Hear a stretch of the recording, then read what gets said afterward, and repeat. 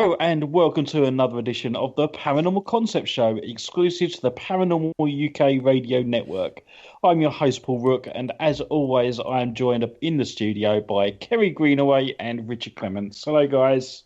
Hello. Hello. Hello, how are you? Good. Yeah, Good. we're not too bad here. Now, I know Kerry's been going back to work. Yes. Oh, yeah. Yes, I'm back at the forefront of How working. has that been going? I bet it's been really mega change to your life, really, isn't it? It was the strangest thing in the world. Going Yeah. into a job I've done for 15 years and not remembering how to do a thing. It was like Oh, it was dear. like your first day of a job, although Yeah. you knew your job. And once you got into it, it was fine. But like, when I looked at the till, like the first time I looked at the till, I was thinking, "Oh God, how do I do this?" And it's amazing actually how right you do it by rote. The more I didn't think about what I was doing, it come. Yeah. But the minute I tried to think about it, I was like, oh my God. And then when I got the marketing brief through, that was like, what am I looking at? But then when I got in the department and I just started doing it, again, I wasn't overthinking it. I just did it. And then by the end of the shift, it was fine.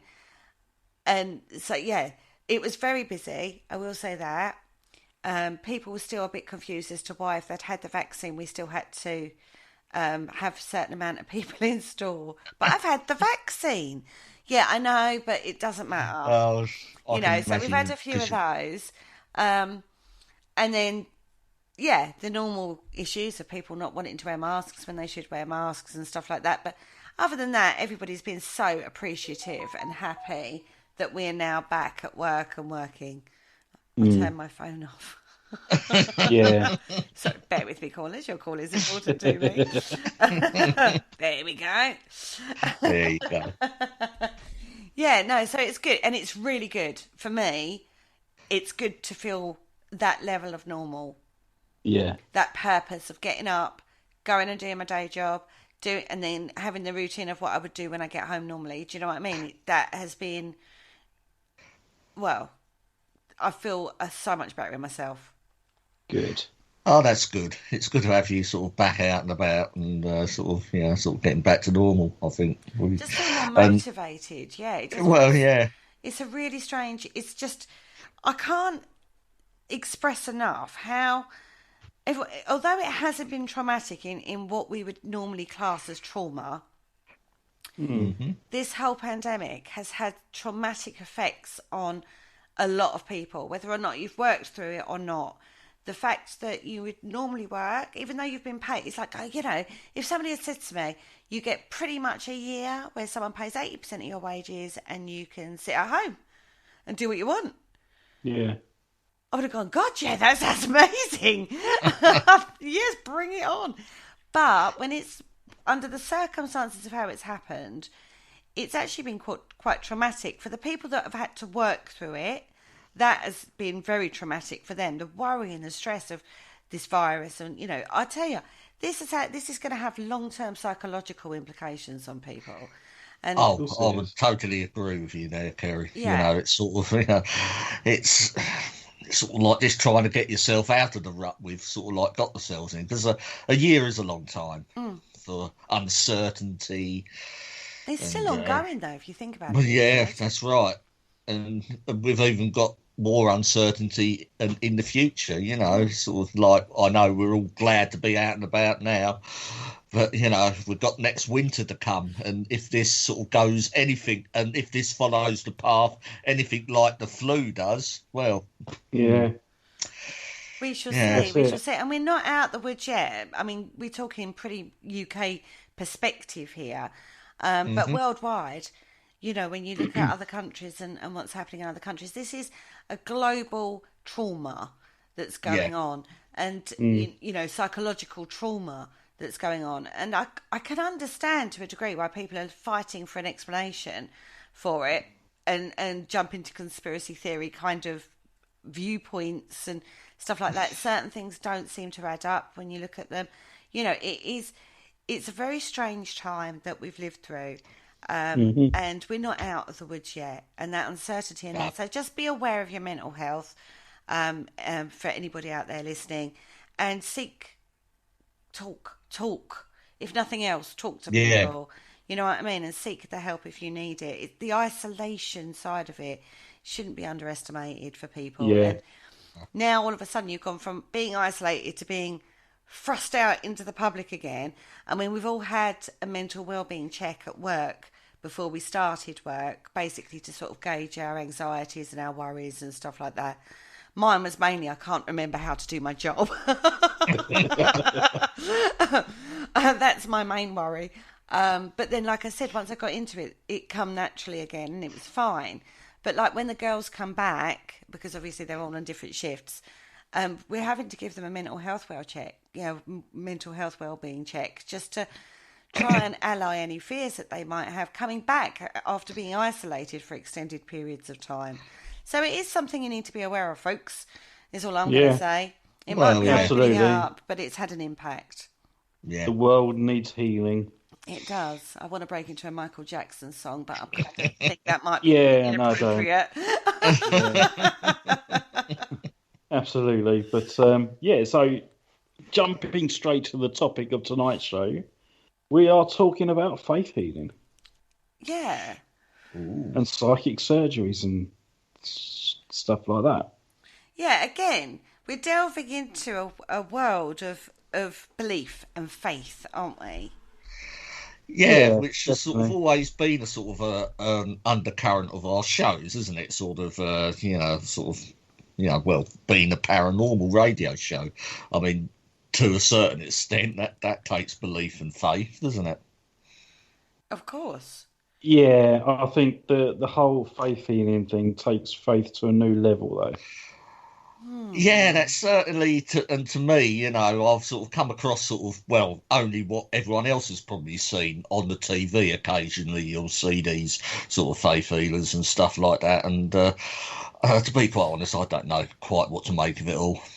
There are some, I think you have to look at, and I think that's hysteria at play. Yeah. Oh, you can certainly see that. I mean, and again, the sort of people that go and see a faith healer sort of believe anyway, don't they? And you've got it sort of seems to me set up as by believers for believers, and I don't know so much. But there are different segments of this. When I was looking at this subject, there was the more the religious perspective healers, where we see the Orthodox and the evangelicals and all that giving it, and they get themselves into like a frenzy. And that frenzy is what I believe drives it.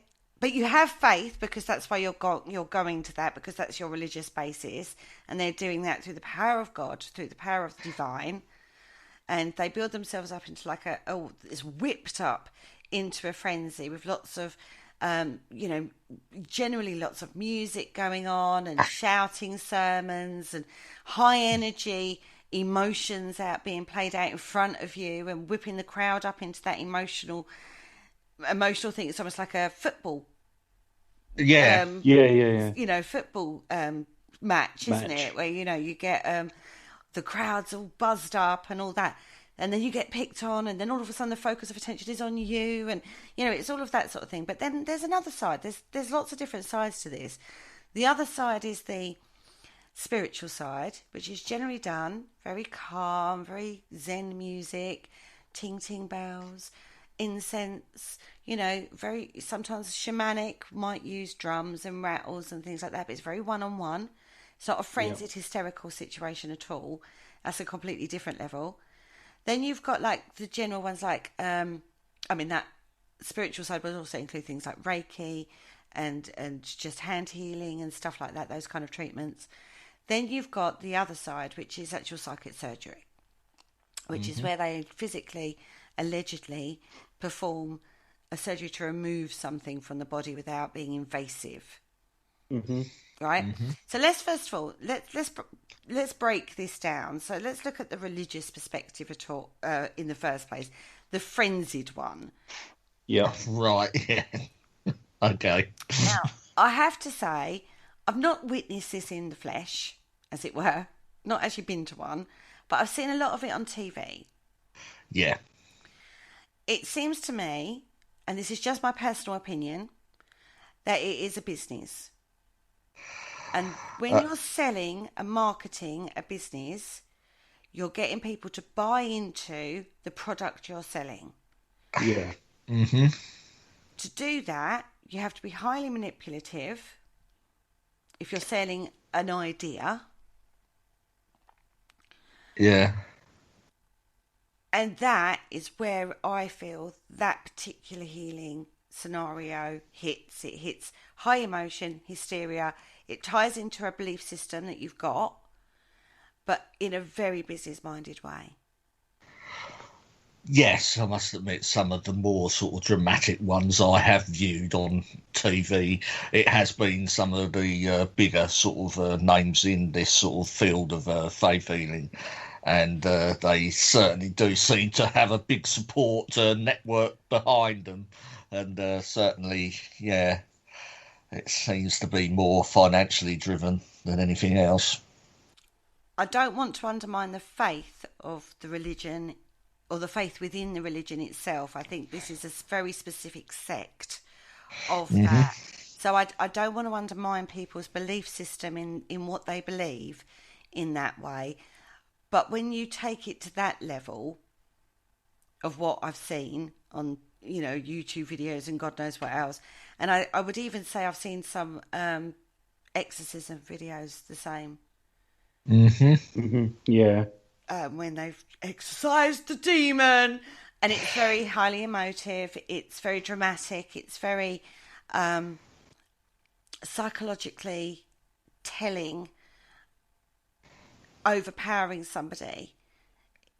That's how it seems to me when I watch those kind of videos. Paul, what do you think? Yeah, I think that particular one that you're talking about, or that experience that you're mentioning, yeah, I can see where you're coming from. But I think a lot of people would believe, because they've got that belief system already, and they want to help and support their, whatever they call it, a pastor or a vicar or father or whatever they want to call them. They obviously want to support them, and by giving them money contributions, they are allowing them to continue their work through, like, that being their full-time job. So they're basically paying their bills, basically, aren't they? But I think some of those people do get a bit greedy and, just rake it in left, right, and centre, and they are almost taking advantage of the people that are believing. That's sort of where I stand on that. That's how it seems to me as well. Yeah. That's how it seems to me. Now, a lot of these big conventions, and they're massive. I mean, God, there's thousands of people there, all with the hope that they're going to be the ones that are picked for this healing. And it never seems to be the ones that really need it. Yeah. I mean, if someone was genuine and could actually heal people, why have scientists not investigated these claims and taken advantage of their skills and actually have them in the hospitals to cure people?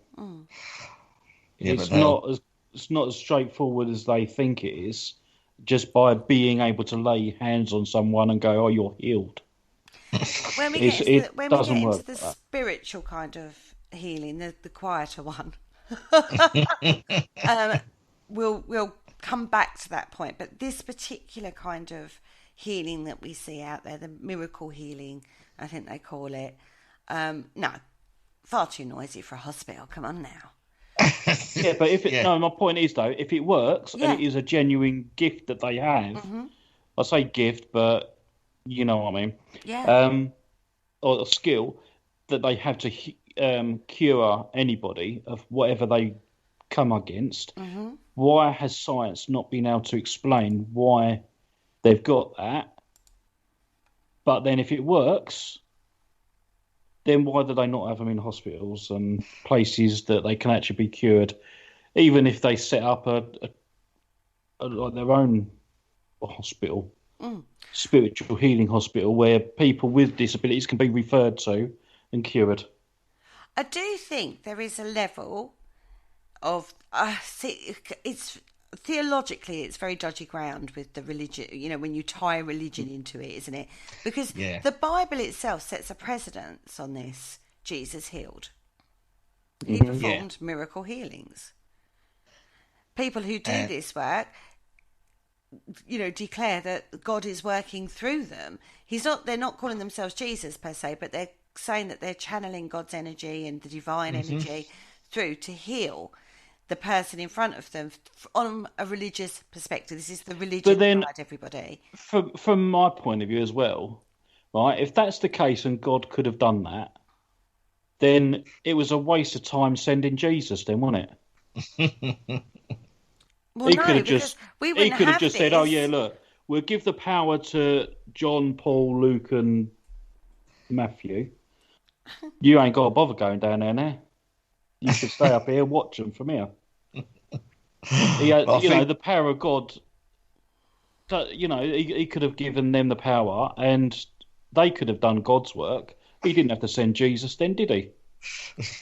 I wouldn't know. I wouldn't know about that. But as Kerry was saying, I mean, the Bible does actually specifically state, Jesus stating that if you believe in me, you will be able to perform everything I do. Which is, and healing is in that remit. Mm-hmm. And there are many, they're classed as the miracles, aren't they?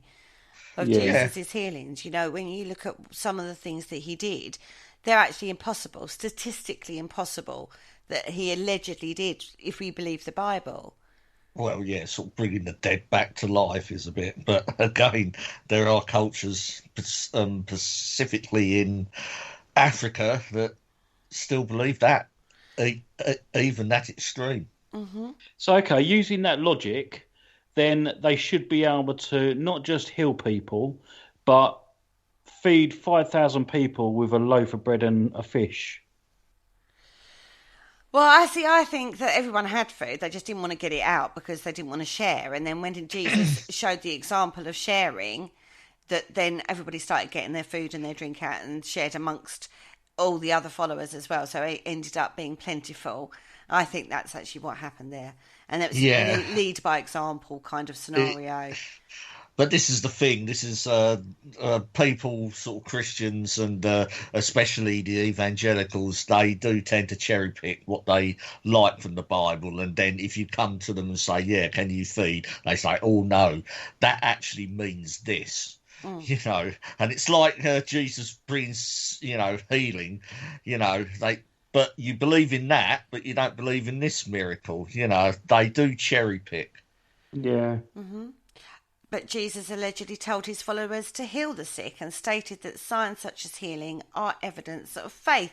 Jesus told his followers to cure sick people, raise up dead persons, make lepers clean, expel demons, and you received free, give free. That's in Matthew and Mark, the Gospels of Matthew and Mark. So when you start looking at the Bible and you start seeing examples like this, you start thinking, well, he said that. Well, according to the Gospels, he said that. Yeah. Again, we've looked at that when we talked to Matt Arnold about where the Bible actually came from. So he allegedly said this. You know what I mean? And there are things like apparently people who had received healing from him, he told them not to tell anybody. Right. Yeah. Do not tell anyone. Because he didn't What want be- it to be the spectacle. He didn't want to be known for it or something, yeah. It or wasn't sort of, about or- the spectacle. or be inundated with people, yeah. Mm-hmm. So, so are they then going, you look at that little argument then, well, Jesus was doing it. He was doing it very quietly. I mean, all right, word got out because that's people, that's the nature of people, isn't it? But, you know, when he was doing it, he was saying, don't tell anybody. This is just for you. Yeah. Do you know what I mean? He was saying, don't tell anybody. I will do it when I want to do it, not on command of you. You don't command me. I'm in command of myself. I will do what I want when I want. That was the power of him, you know. His psychological strength. I mean, every time I look at Jesus, I think the psychological strength of the man was absolutely phenomenal, quite frankly. But I just find that whole topic of, okay, there's a book written. As I say, when we spoke to Matt Arnold, we found the origins of the Bible are a little bit murky, and various people have written, some by, you know, years and years after the event of this. And of these occurrences, and it's one of those, isn't it, where you look at it and you go, okay, so this is a hearsay story, but a lot, the majority of the Western world has some level of belief in it. It's a good moralistic story. Yep. So it shouldn't be dismissed. It's not a bad thing to have a belief and have faith in a higher power. And like Paul has said on many occasions, it's like, if you're in real trouble, who's the one person you call? Ghostbusters. No. He-Man. No. He-Man. Where did you get that from? I was watching Ghostbusters 2 the other Oh, night. okay. Oh, I was going to say, the last person That's I a think bit I've unlike called you, for Paul. is He-Man. Yeah. You call, you know, you say, oh, God, help me. Yeah. Yeah. You ask for that help, don't you? You know, from whoever that you perceive God to be, whatever religion you're in, you pray to your God, no matter what that's called, for help. So there is a faith, there is a belief in this higher power. And if there is this higher power, and you have that much belief in that higher power, then maybe that's enough. Maybe that's enough. Now, No, I'm still not buying it. when we go into what we're seeing with these big conventions, these big healing conventions, I think they're set up. I think there's stooges in the audience. I think they get themselves all whipped up into a frenzy. I think that's part of it. I think that's why people go. They like that frenzy thing, the same as if you're going to a pop concert or you're going to a football match, or, you know, it's that adrenaline kick, isn't it? That adrenaline, Yeah. we call it adrenaline drunkies. Yeah. Not drunkies, junkies. Junkies. Put your Close teeth enough. in, woman. Yeah, here we go again, folks. I need to get my teeth sorted. But when you look at that kind of thing, is it another level of that people are almost like addicted to that feeling?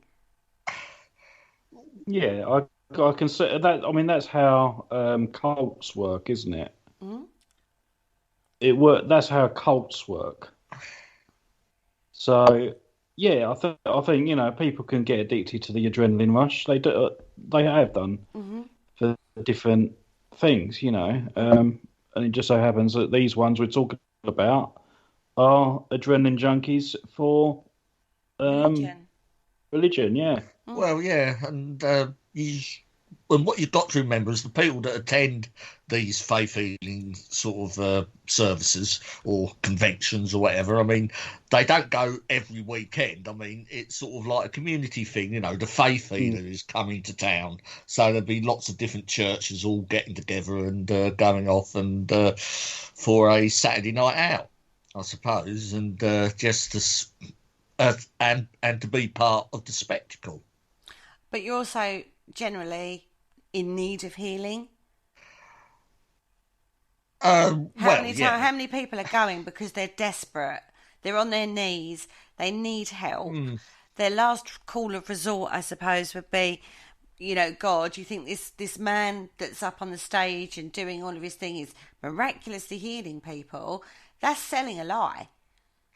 Well, yeah. He's not going to pick the person who's most in need. No.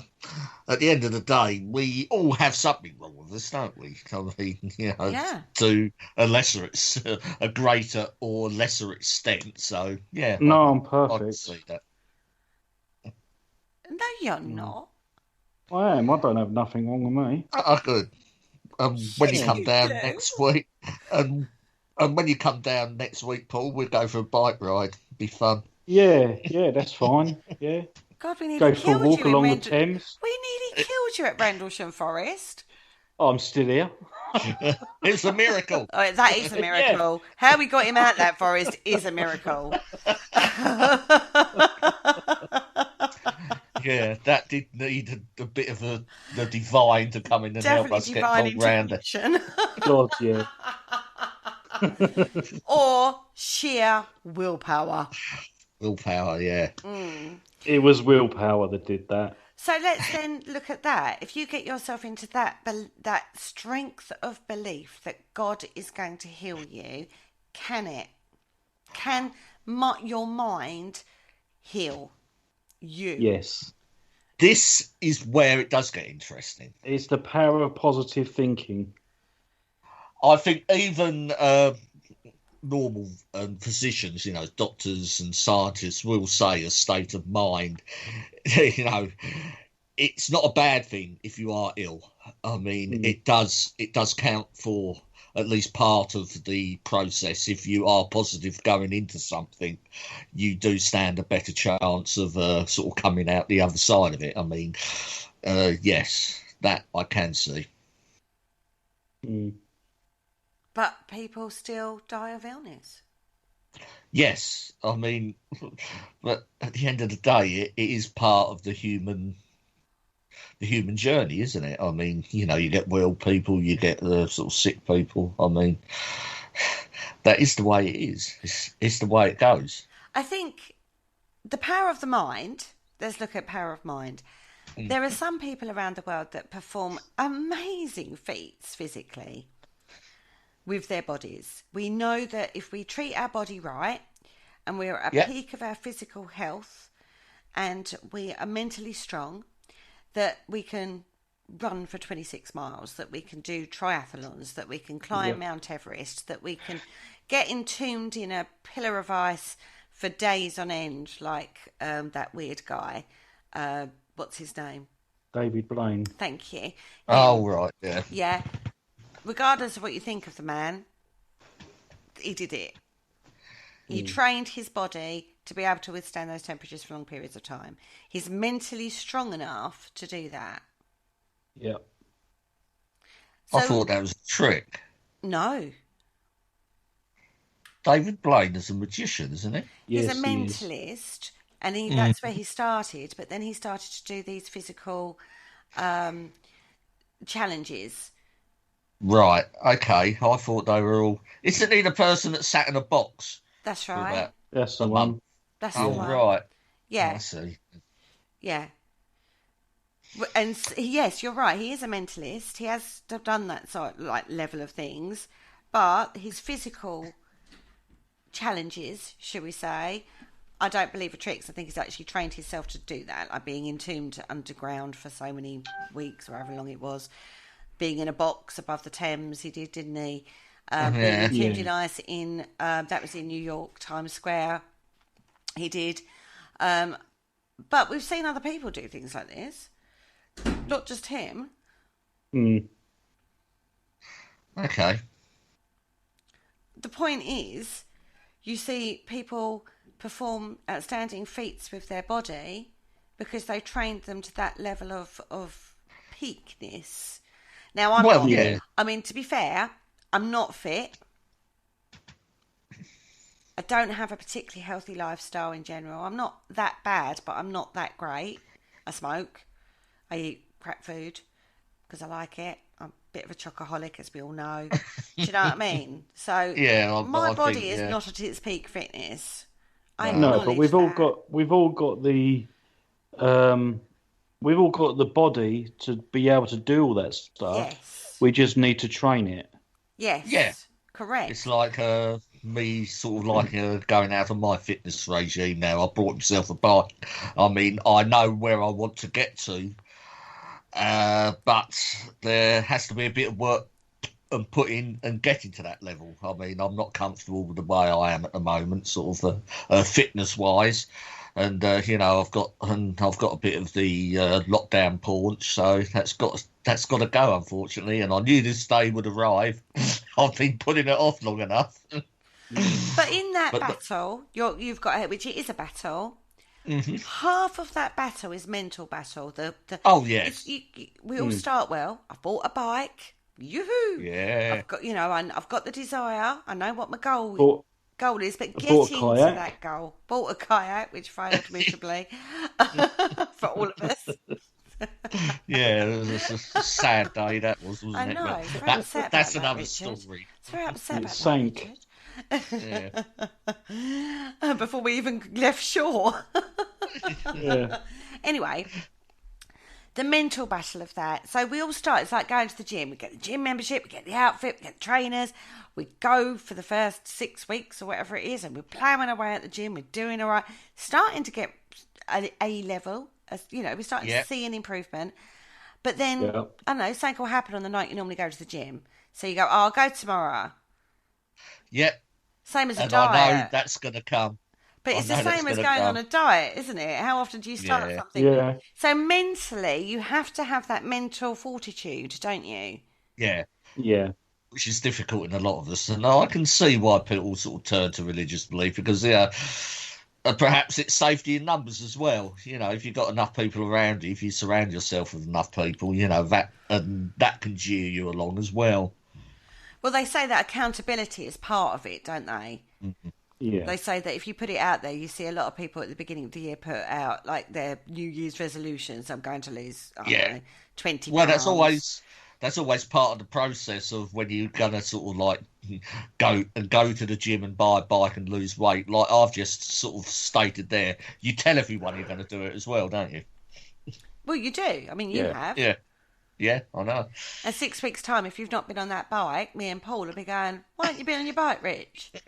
Or what's the problem? And you'll come up with, possibly, I'm not saying you will, but generally at that point, it'll be like, oh, it makes my back ache, or it's like, I don't know, the weather, I don't like going out in the bad weather. There's like a million reasons why you can't do it. I'll blame it on you two, that's all. If that makes you happy, we'll just sit there and smugly know that it's your own mental well-being that hasn't allowed you to do it. Yeah, that's right. The same as my diet. I fall off the wagon on a regular basis, everybody. But that's me. That's my willpower. That's down to me being able to say yes or no. Mm-hmm. Yes, I want the salad. No, I don't. I actually want the dirty cheeseburger. Do you know what I mean? Each moment is a choice, isn't it? There was a spell for about 2 years when I was in my teens when I had a bike and I used to cycle everywhere. I was at the peak of my fitness, but there's also setting realistic goals. I know I will never get back to that, but I know back then I did have the willpower to actually do it. I was going out sort of like religiously, like for 2 years, cycling miles, doing exercise and everything. I know I won't be able to achieve that, and a lot of that's to do with age, actually. But I know I do have that in me somewhere. And it's just a case of trying to retrieve that and get the spark and just to get it simmering again. Okay. Yeah, see, I was at the peak of my fitness when I was about 10, and I ain't looked back since. I've had varying times when I've been in peak of fitness and then not. I'm not at the moment, but I have had times in my life where I have been. But anyway, the point of that is the mental battle of sticking to a goal and maintaining that. Put then a serious illness on that. And you've got to remain positive and have faith the whole way through.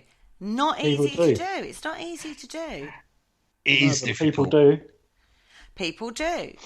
But it's not easy to do. That's the point. No. Because once you have a serious illness on, something that does require, sort of expert attention, you do have to sort of like draw on more than sort of just your willpower and stuff like that. I mean, this is where support comes in, and support from others possibly will help along that way. So then when we look at it in regards to the religious perspective, we then take that, you're on your knees, you're struggling, it's a battle within yourself, you rely on your faith and hope that you're going to get through that. You need some fortitude from an external source, whether that comes from an hysteria moment or the high adrenaline rush or a belief that somebody can do something for you. You know, there's no surprising this is like a gap in the market that's been filled, right? Yeah. Oh, yeah. I mean, and it's quite a large gap. And, this sort of vacuum, it's created a vacuum, And there are sort of, and as you say, and the religious movement and the spiritualist sort of New Age movement have sort of filled that vacuum quite well. I mean, it was made for them. Yeah.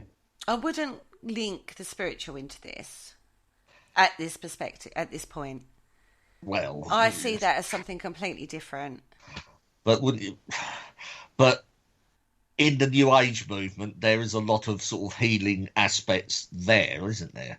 There is, but we're focusing on the religious side of it at this moment. Okay. We'll talk about the spiritual in a moment. Although I understand why you're linking that together, it's a completely different way of looking at it.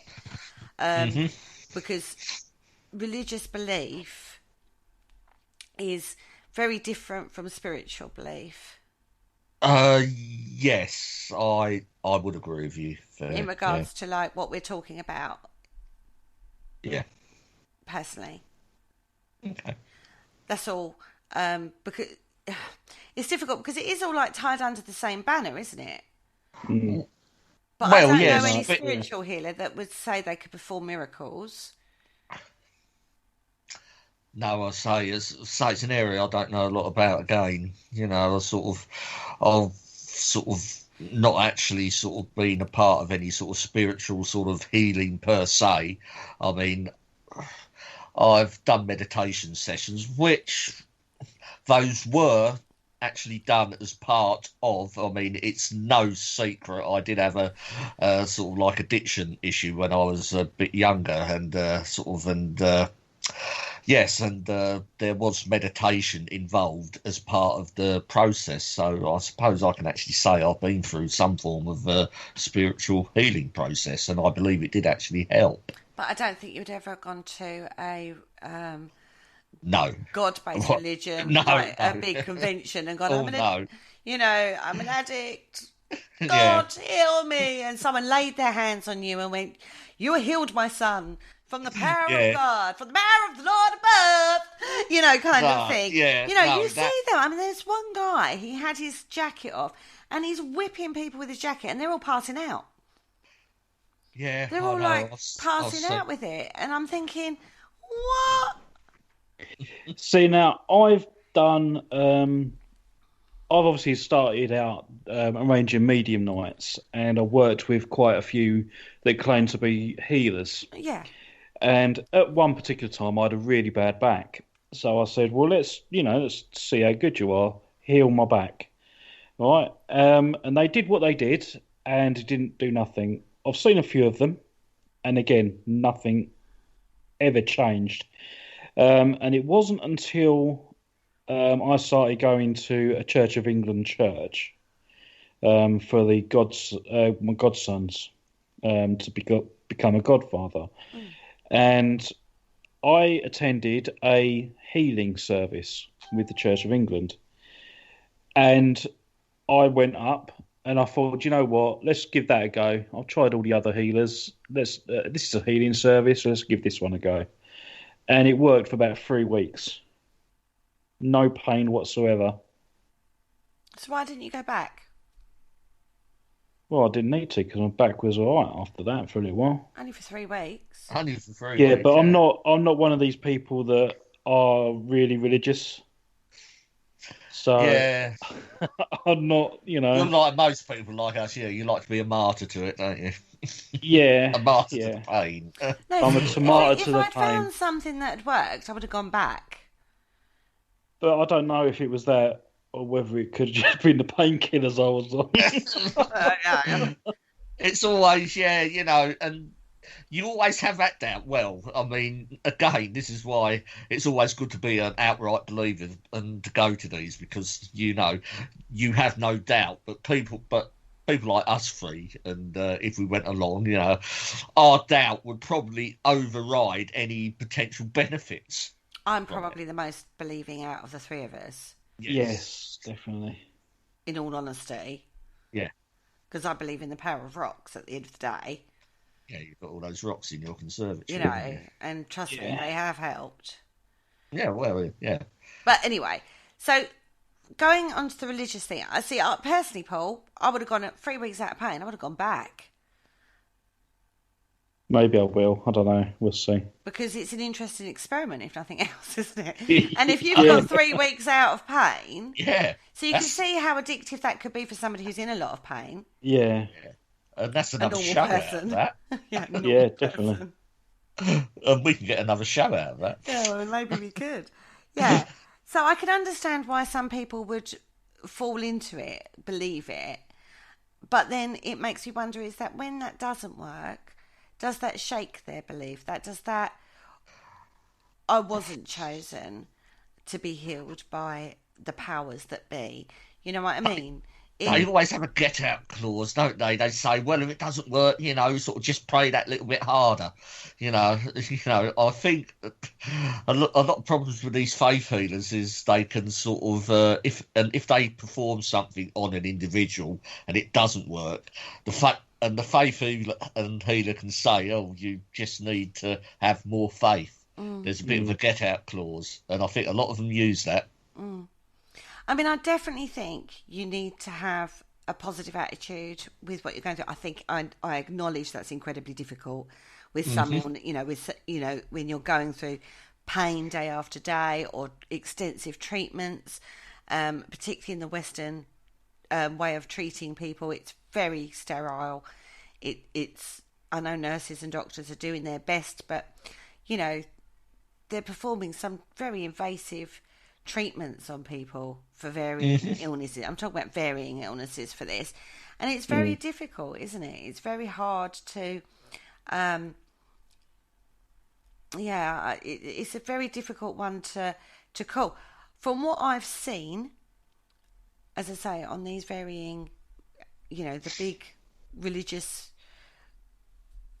conventions where they're doing the mass healings and stuff like that, to me, I don't get it at all. I don't understand why you would pay your money to go to something like that. If I was going to be healed, it's very personal. An illness, it's very personal. It's very private. You want something that's going to sustain you and boost you. And I think you could come away from one of those conventions, although your immediate high, whilst you're there in the midst of it, just through the energy that's being created in a room, to then come away from that, the fall could be harder. I must admit, I mean, I'm on the side of these Western medical personnel, and I've had an experience with, it was like an evangelist healer who actually allowed someone to die on stage because he could cure someone.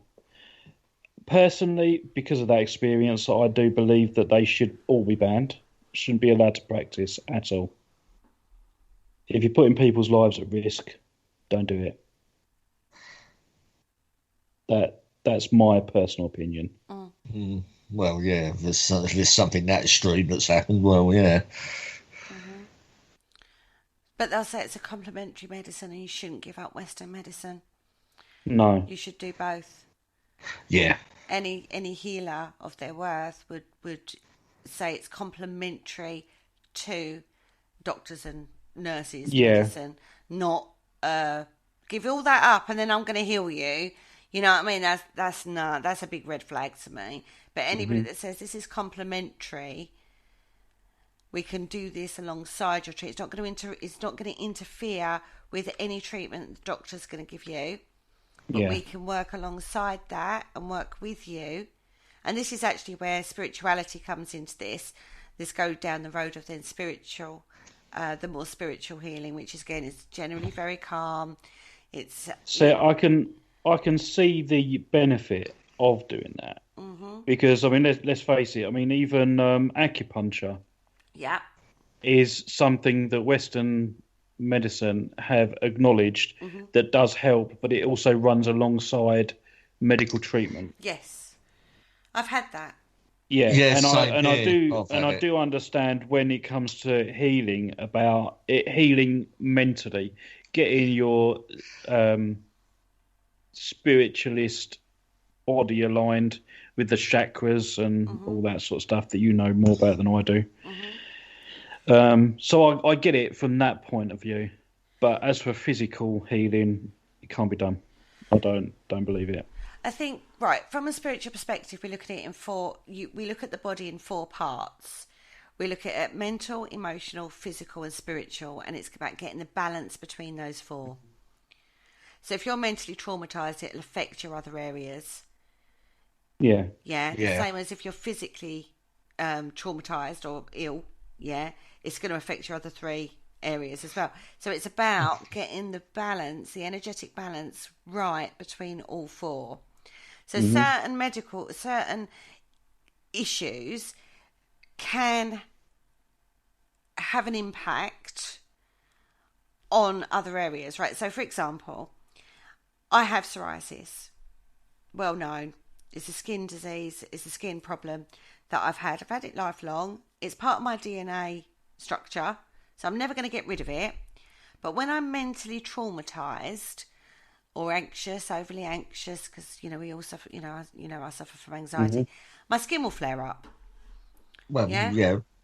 Mm-hmm. So I work really hard on trying to keep my energy centers balanced when I'm having a flare up to get my skin back under control, and it does have an impact.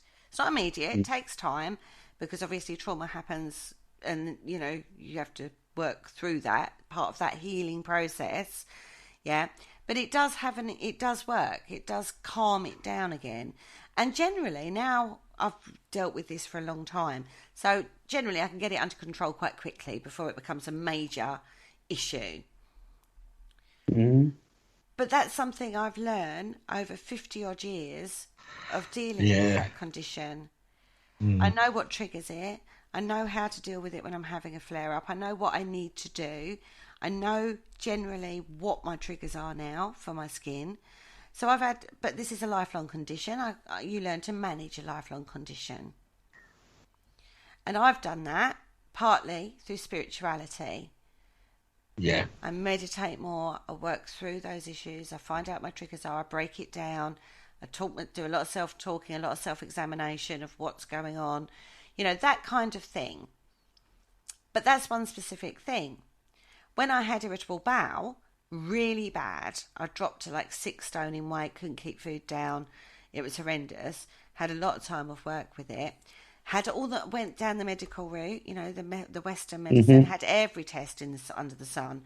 Very invasive, not pleasant. And they couldn't come up with an answer for me. They said, well, we don't know what it is. We can't find anything wrong with you. So we're just saying it's irritable bowel. And I went, that doesn't really help. You're not actually helping the problem. So I ended up going to a Chinese doctor. I went to a Chinese herbalist who gave me this lotion and this potion that I had to brew up in a saucepan. It smelt horrendous. And then trying to drink it was even worse.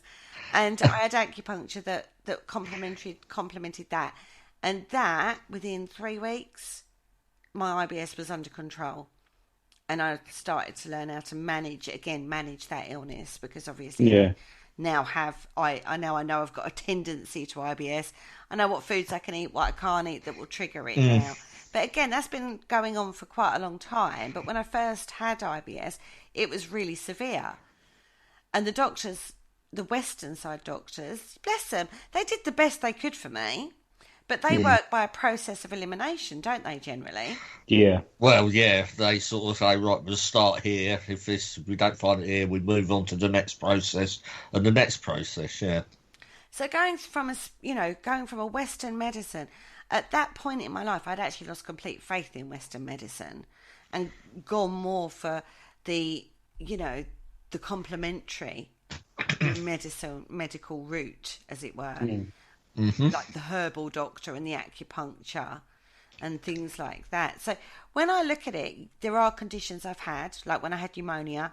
No amount of praying was going to sort that one out. Not going to lie. No amount of meditation, mental well-being checks, no amount of potions, and like I needed antibiotics.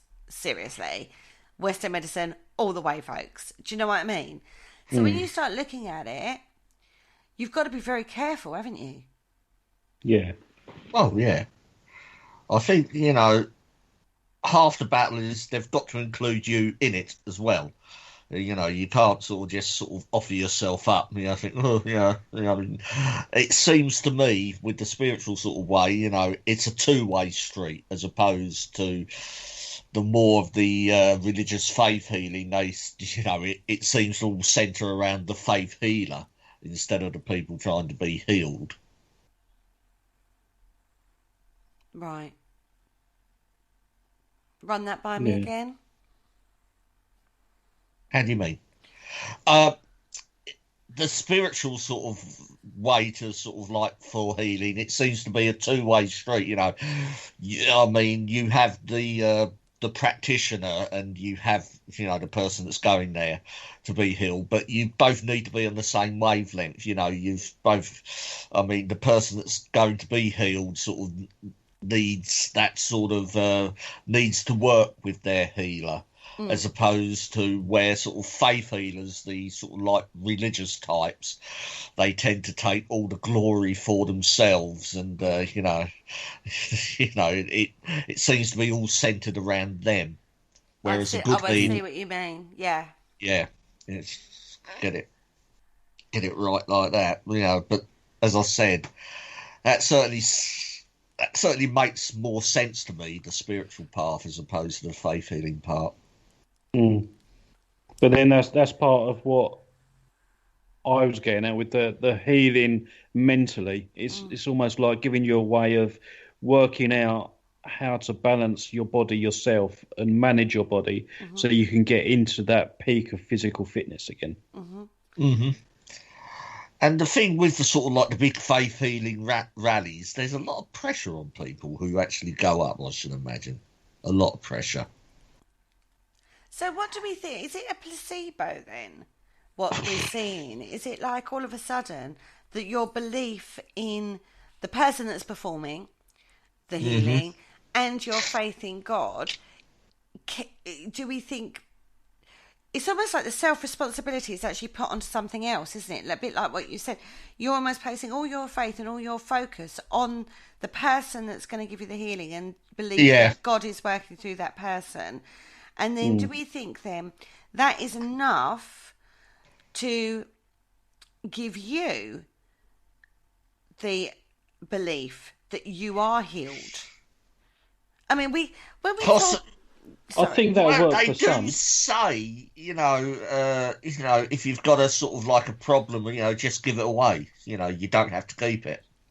Just give it away. And perhaps the sort of, and this is what the faith healer is actually sort of willing to do. He stands up there and goes, come and give it to me, all to me, you know. It's fascinating because there's a thought. I think when you look at mental manipulation, now these people are mentally manipulating on a grand scale, but you go, oh, I'd never be fooled by that. But I have before. Didn't think I would. I thought I was strong enough, strong-minded enough not to fall for it. But I'll hold my hands up and say I've been mentally manipulated before. I didn't even realise it was happening at the time. Well, yeah. I mean, it happens, yeah. But a faith healing sort of scenario that's usually centred around an evening, isn't it? But you would have followed that person for a long time. Yeah, you probably, to pay the money to go to one of the rallies, you would have known who that person is and you would have followed them on their YouTube channels or whatever it is that you're following them on, and you would have that. It's a bit like we all looked at Charles Manson. How could that unassuming little man be that manipulative that, you know, got people into the mindset they were okay to murder people for the good? Do you know what I mean? He did it. I mean, yes, okay, there's a lot of drugs involved in that. But he obviously had that power of character and that manipulation of character for people to accept that and allow themselves to be manipulated.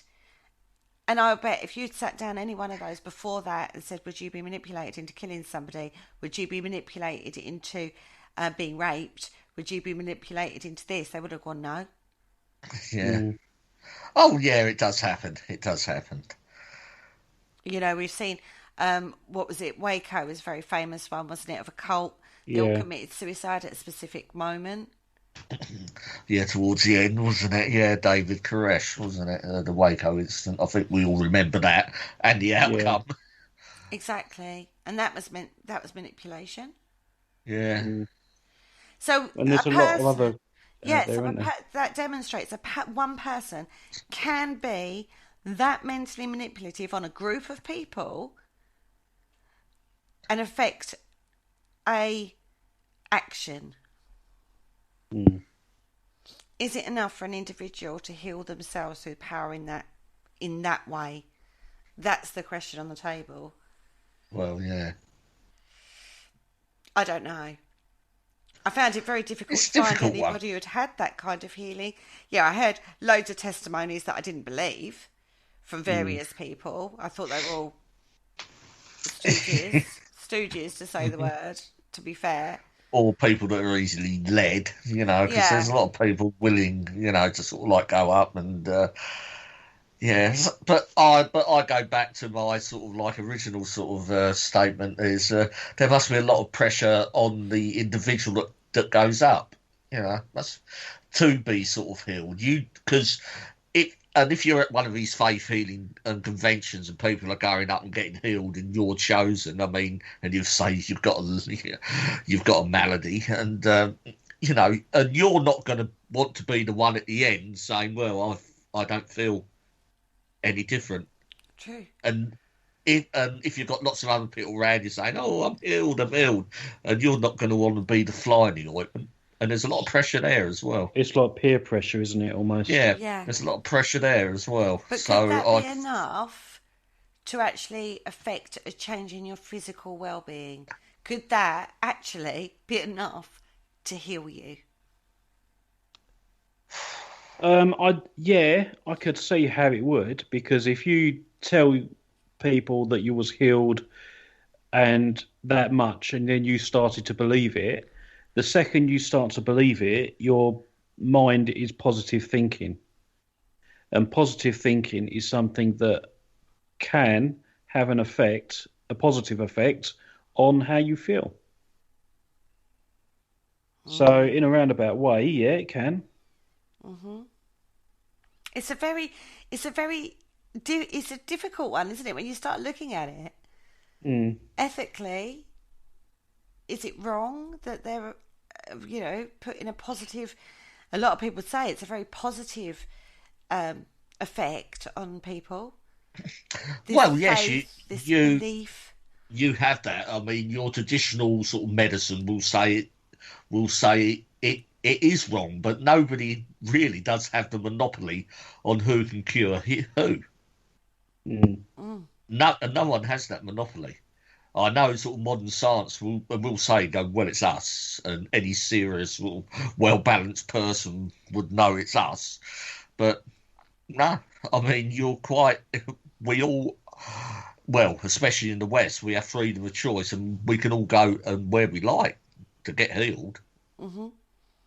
You know, we don't have to go to the traditional Western medicine route. I mean, if you are, you know, but again, that's the responsibility you have to take on yourself. True.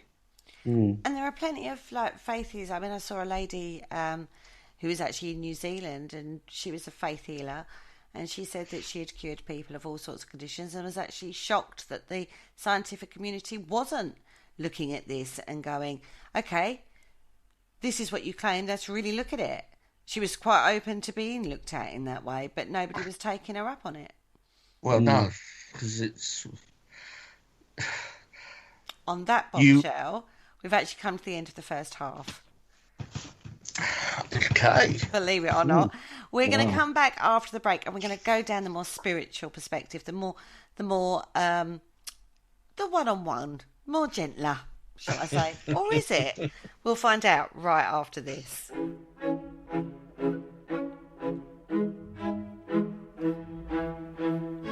Hello, Harry Price here.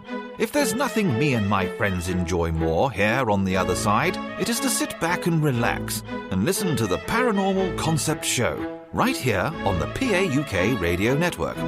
Broadcasting a plethora of interesting and informative content for all your paranormal needs. Find them across social media to keep up to date with forthcoming shows and all their other adventures. Hello, is there anybody there? And welcome back to the Paranormal Concept Show, exclusive to the Paranormal UK Radio Network. And this week we are looking at faith healing. Now, before the break, we went down the religious, the mass rally healing sessions that we see, and had a look at those and discussed those. Now, in the second half of the show, we're going to look at more the spiritual side. We're going to get all very zen, very like, ooh. I'll get my drum out and start beating it in the background softly. Yeah. Now, I will say this. I've said it's the more gentle way of healing, but I did see some shamanic kind of healings that people were being beaten with like leaves and spat on with oils and, stuff like that. I did see that kind of healing as well. So it can be, in its own way, very one-on-one, but still quite dramatic. Yeah, so you're talking about the YouTube video you shared the other day. Yeah, that was fantastic. But that was abroad. That was not local to me. That was I can't remember. I think spitting over people is not, it's not the wise thing to do at the moment. Well, no, not at the moment. I wouldn't recommend it to anybody at the moment, particularly in this day and age. But it is a thing. I've had shamanic healing done. Very powerful in its own right. But it's based more, I would say, on... Now, I was thinking about this. When we do that kind of healing, I say I class myself as this, but I'm not a healer. Right. They are looking at complementing those other three areas, the spirituality, the mental, and the emotional, to promote physical healing. So you're looking at sort of if you can, so you tackle your illness by sort of adjusting those other three sort of areas to cope with it. Looking at your energy centers, how energy is flowing through your body, getting those blockages moved so energy flows better, which will complement healing in the areas needed, because generally there's a blockage in the area that's being, physically illed, as it were. Mm-hmm. So you're looking at releasing energy centers. You're looking at past life issues that might be causing blockages that you're removing. So it's the focus on removing blockages to get the energy flowing to the areas it needs to promote healing. Right. Reiki works in that way. Shamanic healing works in that way. And it looks deeper than just looking at it as a physical body. Yeah. And seeing if there's a manifestation in the physical that's coming from one of those other areas. Mm-hmm. Okay? So, for example, if I went to, I don't know, if a healer and I had a flare-up of my skin, they'd be going, right, so you've got this condition, you've got this skin condition. Let's have a look at your energy centers. They'd do an energy scan on you, talk you through. There's always like a little talk first, where you're talking about what it is and why you feel like this and, what could have the triggers been, and then going, okay, and then that's where they'll focus the healing on. Or if you have a condition like arthritis or something, it's allowing, again, the energy to flow through that to promote the healing. So it's not saying they're going to heal the condition, but it's about allowing the energy to start flowing again so it heals itself. Yeah. Even with crystal healing, we're using the energy from the crystals to promote healing, not as a cure. There's a Right. very distinct difference between what the evangelicals say, or whatever they're called, and what they are saying. Okay. So it comes from a very, almost a psychological perspective. So you're working with that person. Generally, there's a ritual that's involved. You lay down, you'll cover them up with a towel. It's very uninvasive. Very rarely do you actually put your hands on a person. You might lay crystals on, or cups, or hit them with sticks, not sticks, leaves, and the oils and stuff like that. But it's an experience that is about raising your energetic level and working in that way. Now, I have had various healings throughout my time of working in the spiritual field, and each time I've had one, and I've had the shamanic healings, I've had the more intensive oil spitting, leaf smacking kind of healing, and Really? I've, Oh, yeah, right. oh yeah, right. And I've Whatever also floats your had, boat, eh? yeah, I've had crystal healing, obviously, being crystal baby. I've also had Reiki. I've had that kind of healing. So I've had several different healings, gong bath healing. I've had all sorts of things that I've partaked in to experience it. Yeah. Okay, but I find getting into a meditative state very easy. I practice that myself on a daily basis. So for me, it's sort of like, it's just a lovely experience. Mm-hmm. When I had the shamanic healing, it was very powerful. It was about cutting cords to a past trauma I'd had that I didn't feel I could let go of at the time, but I came out of there and felt like I'd done it, that I'd let that situation go. There was still work to do. It was an ongoing healing process, but I felt the healing process had started from that situation rather than being immersed in it. That was an emotional situation, a mental and emotional trauma, rather than a physical. That's where I feel the spirituality sits. It sits in promoting those three areas to promote physical healing. Have you guys had any of that kind of thing? Well, as I sort of briefly mentioned in the first half of this show, I have participated in Raj Yoga, which is a meditation. It's not sort of, they call it Raj Yoga, but it's actually a meditation. And I've had acupuncture as well for detox. I had about 6 weeks course of acupuncture, but this was all sort of part of the sort of like program I was on to break an addiction cycle. But they weren't the main sort of the main use to actually break my addiction cycle. There's a lot of other sort of therapies, sort of more traditional sort of. I had like a counsellor as well, but that was sort of part of the whole package. And yeah, I actually got a lot out of particularly the meditation side. I used to look forward to my meditation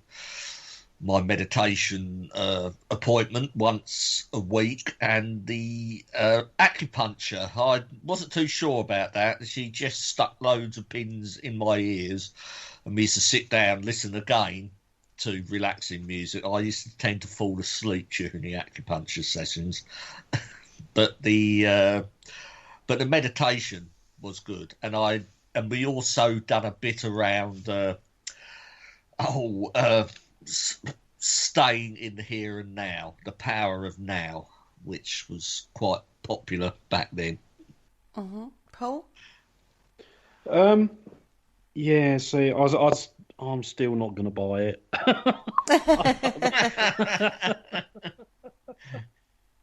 No, it's just I've been trained too much in the Western medicine to even grasp all this. I just don't go for it.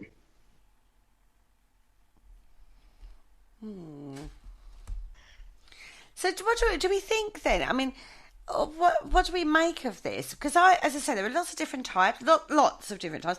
A lot of them have got an ancient history as well. We're not talking like they've been born 5 minutes ago. a lot of them will go back to a lot of Indian, Tibetan teachings. Yeah, and I do believe there's something in it. I mean, you do sort of. I think if you get a good well balanced sort of person that is quite into it and does sort of use it. I mean, there certainly seems to be something about them. I find their sort of claims of healing through these sort of processes are sort of more convincing than the form of healing we were talking about before. I mean, I do generally bend towards a sort of spiritual side. I can see some merit in that, because that involves, as you were saying, not just the actual practice itself, but there's a lot of stuff there's a lot of work need to be done around the edges as well.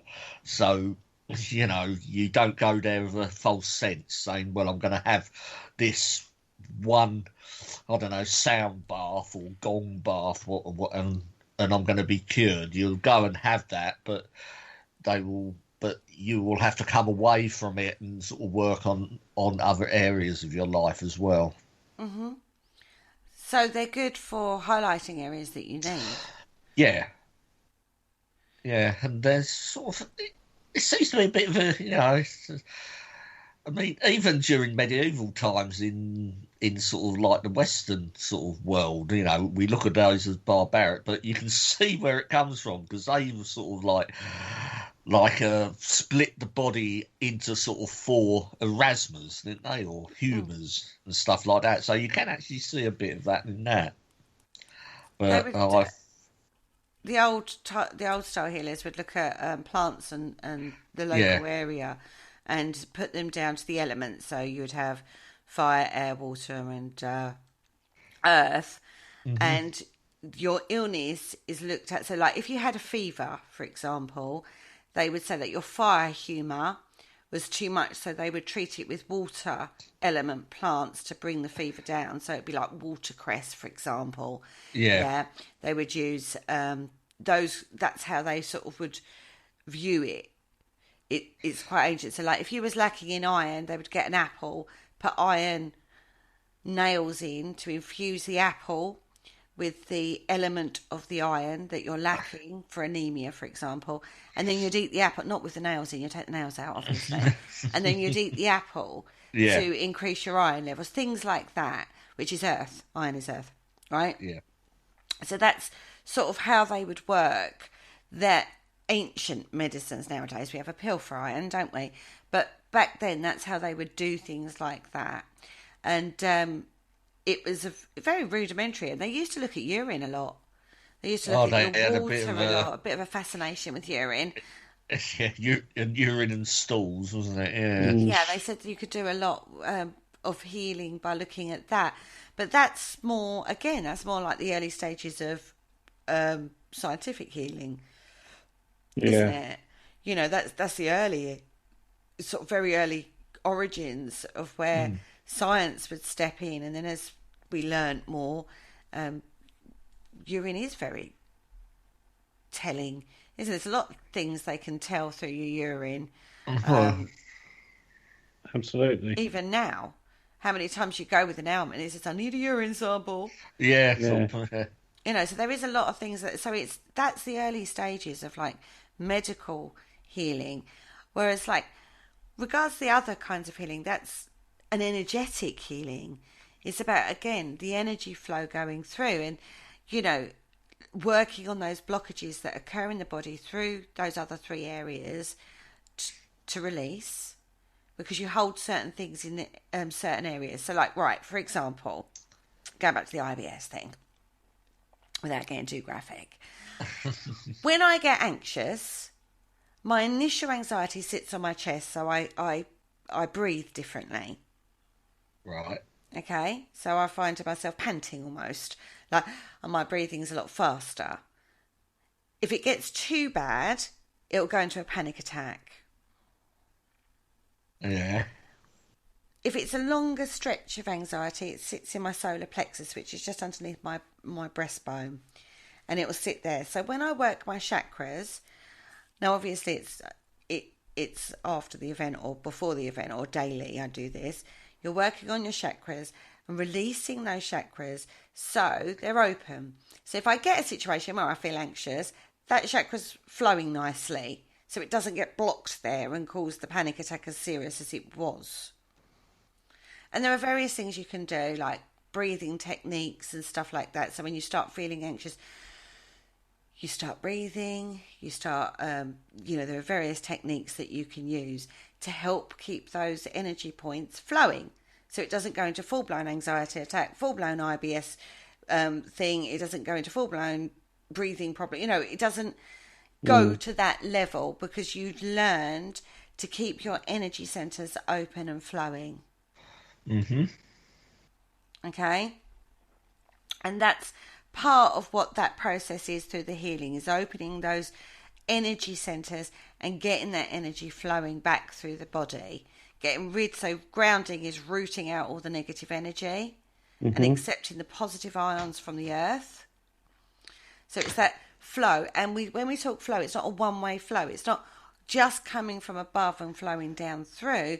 It's coming from below and flowing back up. So it's a conduit. It's a two-way thing. It's a flow, a circular flow of energy. So when you look at it from a scientific perspective, everything has a circuit. Even if you look at electrics, it has a circuit, doesn't it? Yeah. Yeah. And you have to have a earth as well. So any Yeah, it's excess got to be earthed. then gets earthed out, right? Otherwise, that could blow your electrics.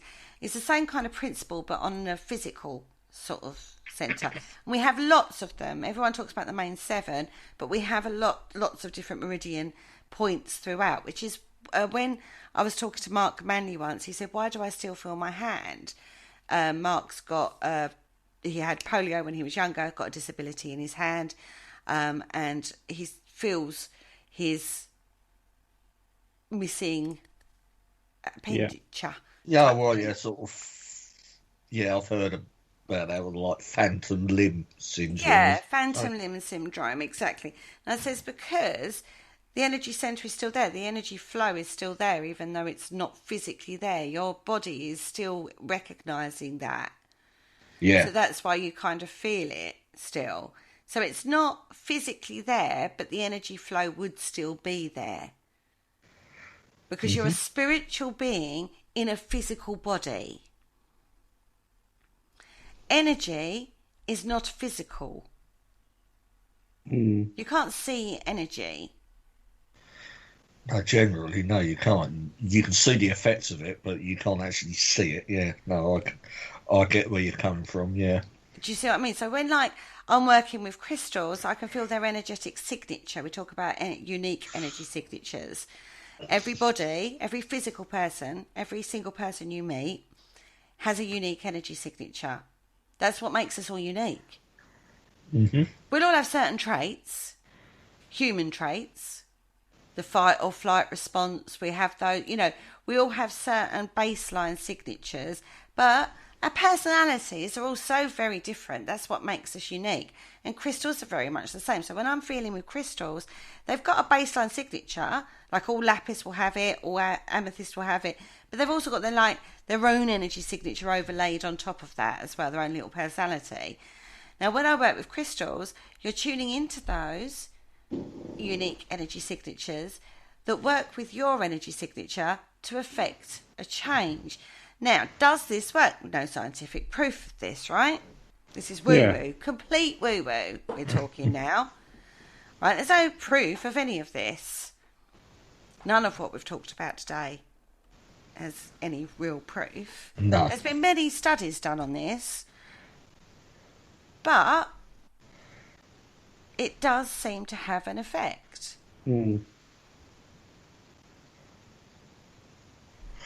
It certainly sort of seems to make sort of sense. I mean, you think about it, a flow is sort of a natural thing. I mean, rivers flow, don't they, and stuff like that. And you notice that if there's too much rain, the river will overflow, or if something blocks the river upstream, and anything and any sort of thing that can affect that flow isn't good. Yeah. and I'm using the river as an analogy, and a river that sort of floods isn't really much use to anyone, or not much use to the river, or a river that is dammed up, Sorry for ducks Well, yeah, true. and But beavers. but a river that has a blockage and further upstream, it will affect what's going on downstream from that blockage, that dam or whatever. Yeah, I can see it. So that's really sort of like the theory it works on, but you're calling in universal energy, which is around us, the cosmic energy, the Gaia energy, the earth energy, all of that. You're calling in, you're channeling it through you as a healer, and you, through your hands, are allowing that healing energy to come out and affect. So you're using that to activate the crystals. Say, crystals, we want you to do this. This is the energy. I'm giving you that energy to work on this person. Or you use vibration. We use vibration for that. Singing bowls. We use tin bells. We use tuning forks, rattles, drums, all of those things. Now, the call of the drum, we know has an effect, and a mental, emotional effect on people. You've only got to look at that when you go into a battle,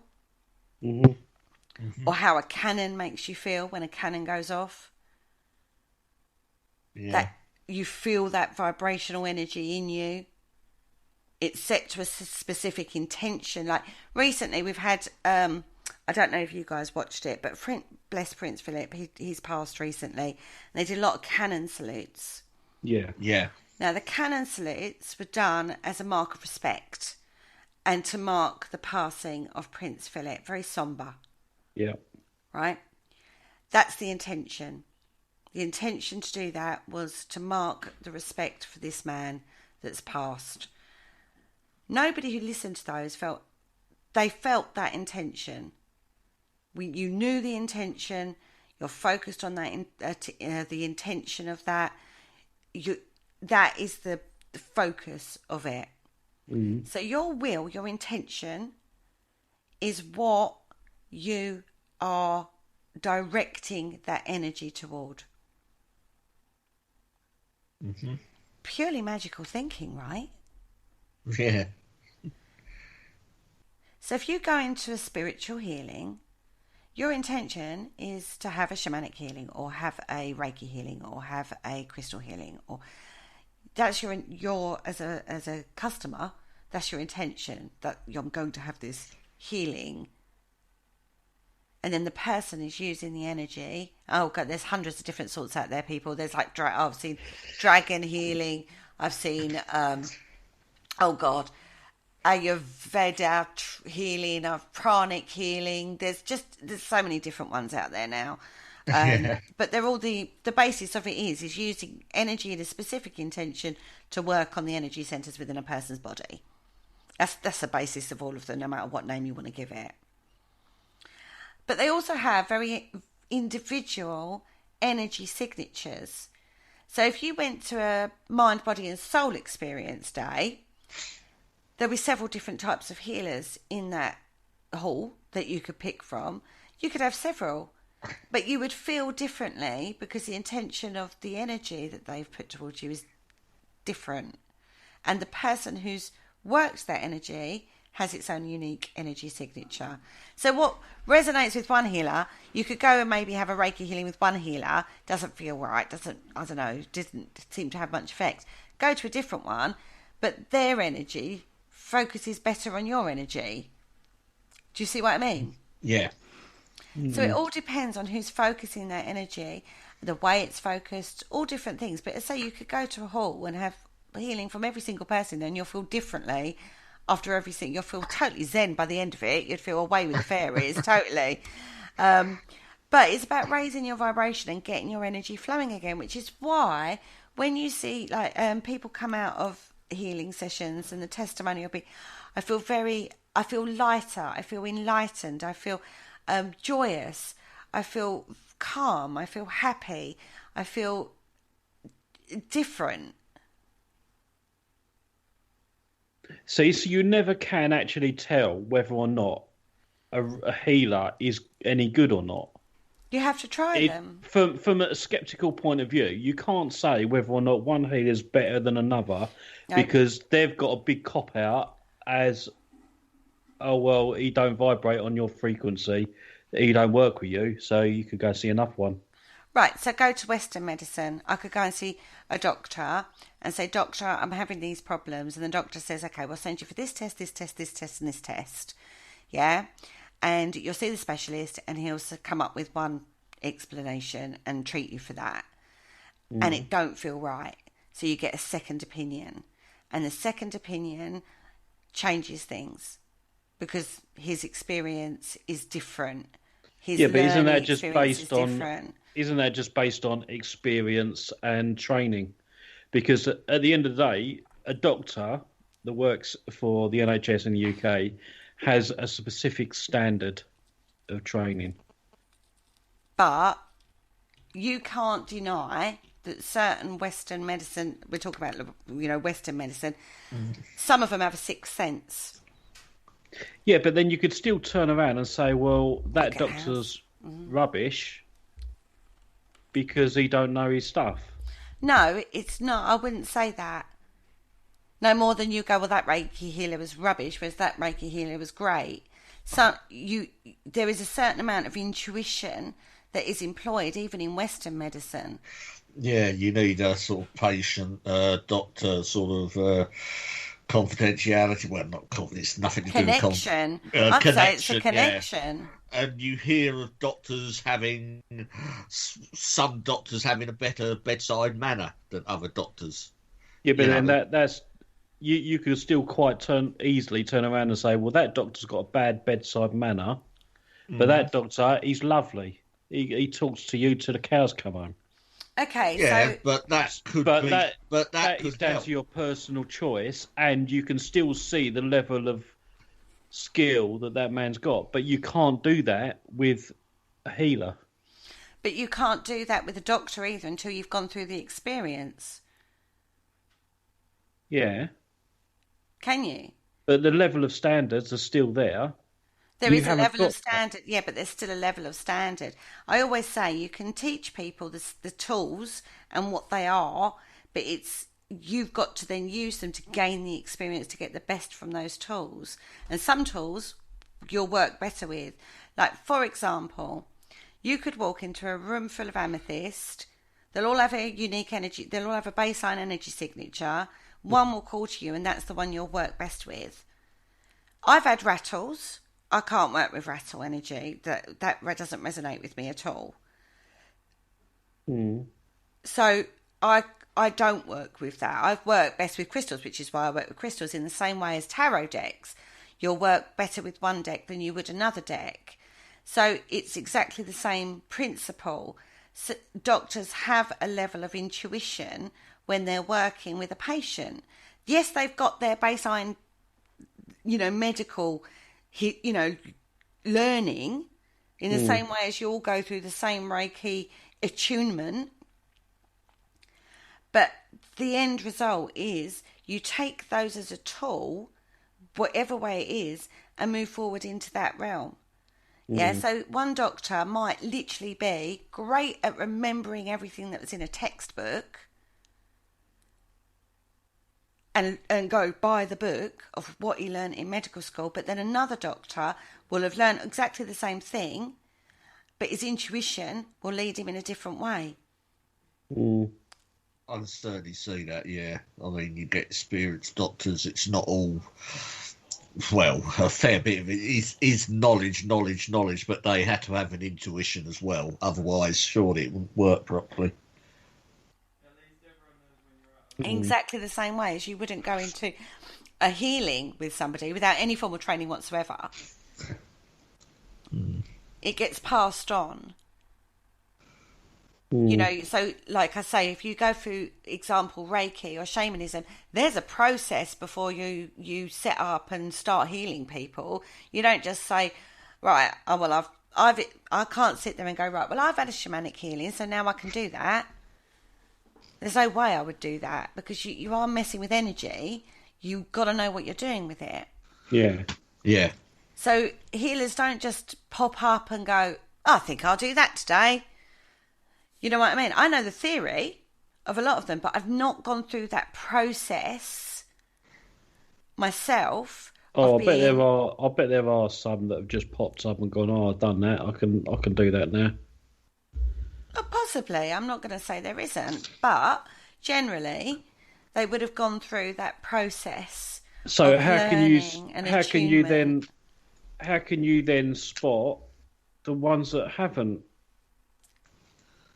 Did you feel anything when you had them? Same as the medium. No, the medium was rubbish. I know that. But no, it's just not.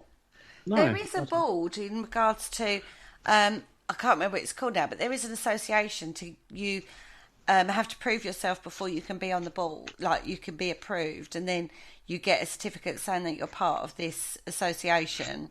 But as I say, you go through a process to be accepted. They don't just accept anybody. It's like a club type scenario. Yeah, but if they turned around and said, no, you're not good enough to be in our club, then what's to stop them going away and setting up themselves anyway?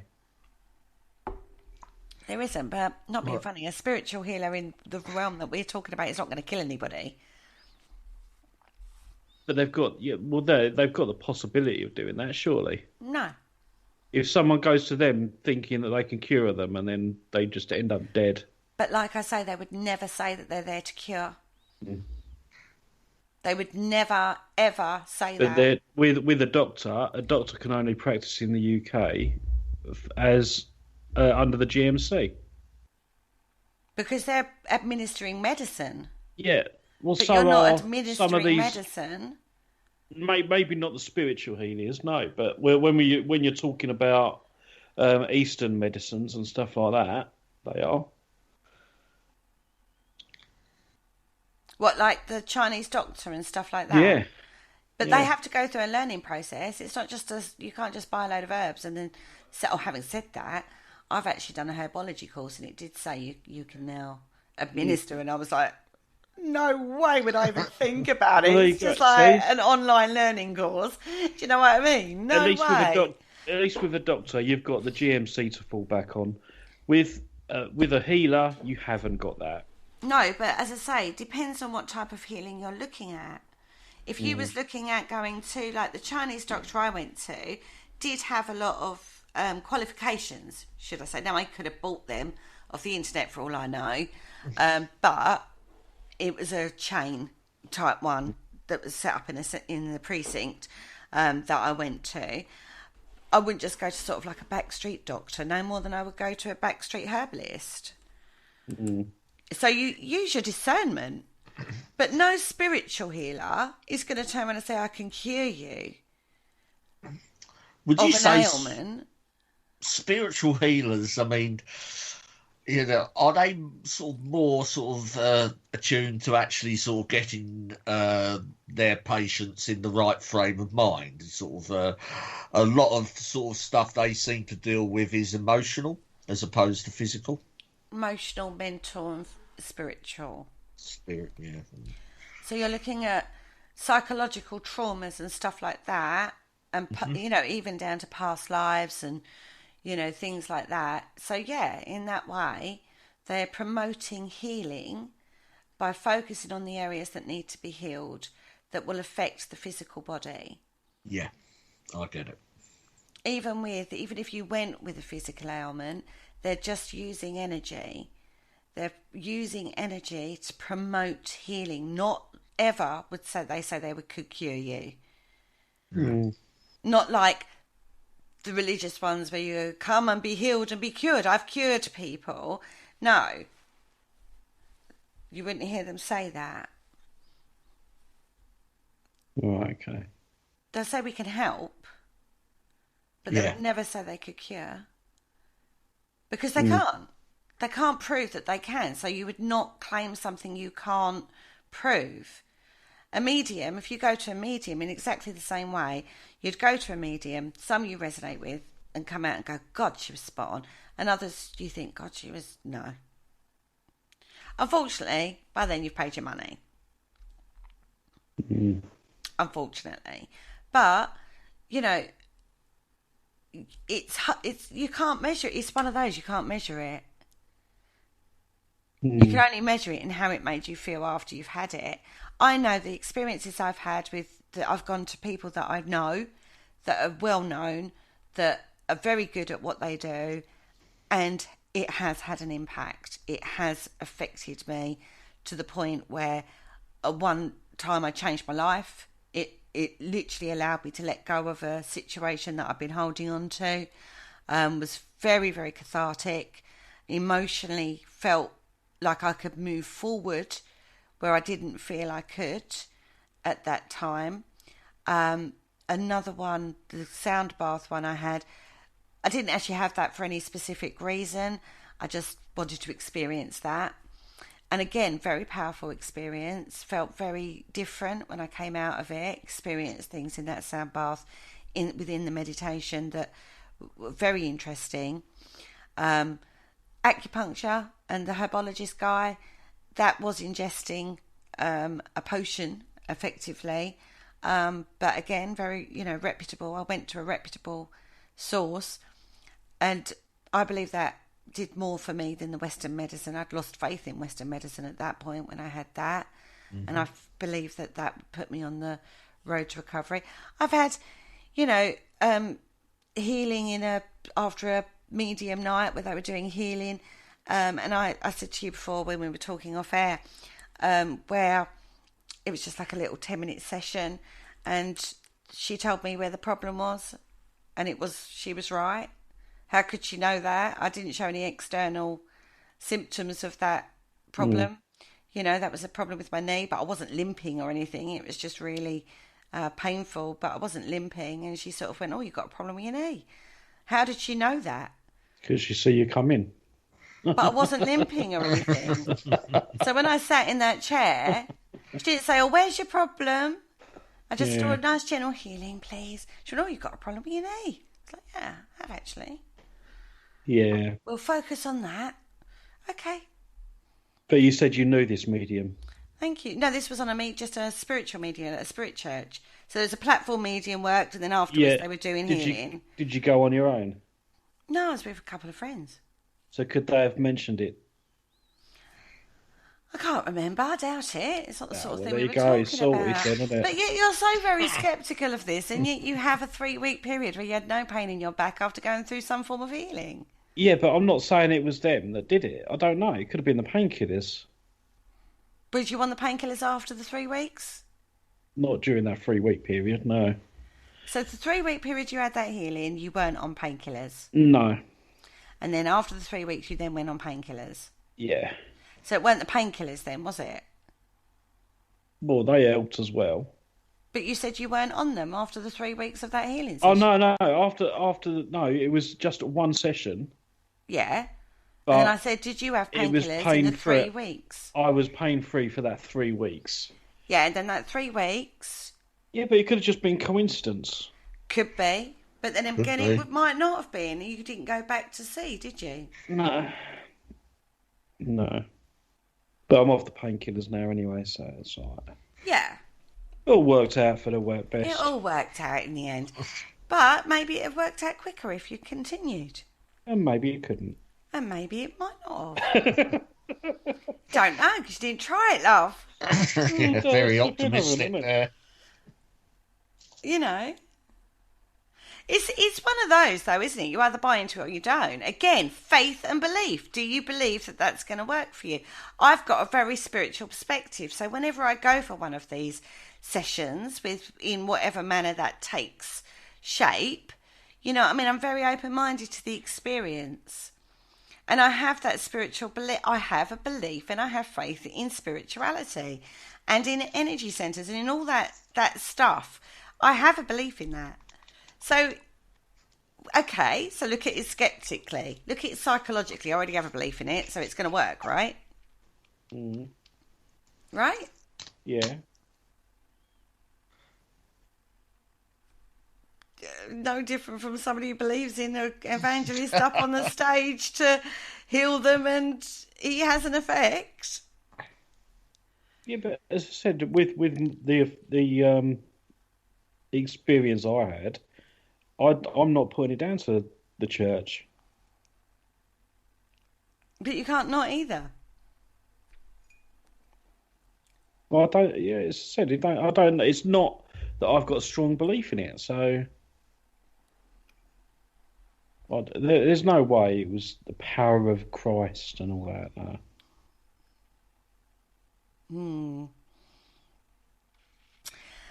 I can't argue it. I don't know, do I? I think it's a very personal thing for people. Belief and faith is very personal Mm. for each individual. You know, I truly believe that is what makes it so unique for everybody, and what works for one won't work for another. But then we do know that skepticism can be overturned. We see it in the paranormal field all the time. Yeah. The hard-nosed skeptic comes in, gets scared out of his wits within half hour. But a lot of that is psychological suggestion. So we go down to, right, so then let's examine that. Psychological suggestion and the placebo effect. Do you believe it works? So it does. You medically, when they do medical trials on drugs, they do test subjects, and they've got one group where they're getting the medicine that they're testing. And they have another group of people who they say that they're giving the drug, but they're not. They're just giving them No, that's correct. a dull drug, right? Yeah. So then they Placebo, can judge to see the placebo effect and how many people believe it's going to work for them, so it has an effect. And then the group that's actually getting it, what effect they're getting on that. But neither group in this will know whether they're getting the real drug or not. No, sometimes even the doctors don't know. Yeah. So they take out even the power of suggestion, or even like telepathic interaction, you know. So it's a blind test, isn't it? Just to see the results of this drug and whether or not it has an effect. That's scientific. Yeah. That's how they do it. So what's the power of suggestion there then? Do they have a big placebo effect? Is there a big difference in trials? There obviously is, isn't there? The placebo effect is, again, just the power of the mind, isn't it? Positive thinking. But when I'm talking about scientific trials, there obviously is a difference between the placebo group and the group that's being given the drugs. That's how come they know the drugs is working. Yeah, so the a people certain with percentage of the placebo group, the effects it would have, there will be an effect to a degree, but nowhere near what they would get in the actual drug trial, right? That's right, yeah. Rich, you got anything to add at that point? Not really, no. Sort of like the placebo effect. I mean, it is, you know, if anything, that is the area where science does actually come in, because they do actually use it, and you know, and you have to look at the power of the mind, because surely, you know, the good thing about the placebo effect is that modern medicine keep using it. So it must work in some way. It must be of use to them.